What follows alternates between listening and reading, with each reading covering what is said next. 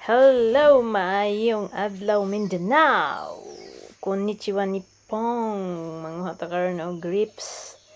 And dahil season na sa mga grapes karon dinhi sa Japan, mutilaw sita for this year grapes mo ni siya ginatawag og shine muscat.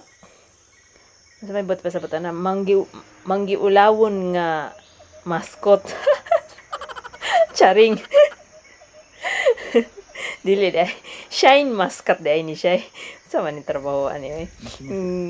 Kuan lang ni siya, grabe lang ni siya ka popular mo. Dali ra kay siya mahurot, so kinahanglan kung season na gyud, kung paborito nimo ang kaning grapes, kinahanglan mo dive in din ka kay dali ra kay siya ma-sold out gani kay kuan kini siya kanang hugasan ra nimo din direct ra nimo siya kaon.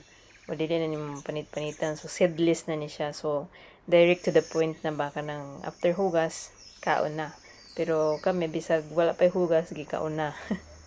Kaya ginaputos mo gina siya, pero sa pagkakaroon sa sobrang crazy sa Japan, gipangawat na ni siya ang shine muscat. Daghan kayong mga lost muscat ba, daghan kayong nangawat, pero ang nangawat wala pa gid nadakpi daw, pero thousand na gid ang mga damage mao na nga diri nga area mo ginay perminti nimong adtuan, but naanan ni siya karoy CCTV kay tungod lagi sa nagkadaghang mga kawatan nga kanang mga namadaan ganig trabaho nga mga foreigner nga naa diri sa Japan nagpuyo. So almost ang madakhan nila dili mga Japanese, mga foreigner nga naa diri sa Japan nga nangawadaan og trabaho due to pandemic mo na karon nga. Pag season na gini siya, mutilaw sa gid mi bisag isa lang ka pungpong kay mahal man sa gid kay ni siya ang presyo, makabuslot sa bulsa ba. So para ma-enjoy pud nimo, magpiking-piking po ka bisag tagol haraka pungpong no. Kay mahal man. So kay lang pong kay daghana, mutilaw lang ug ka bisag pila ka buok.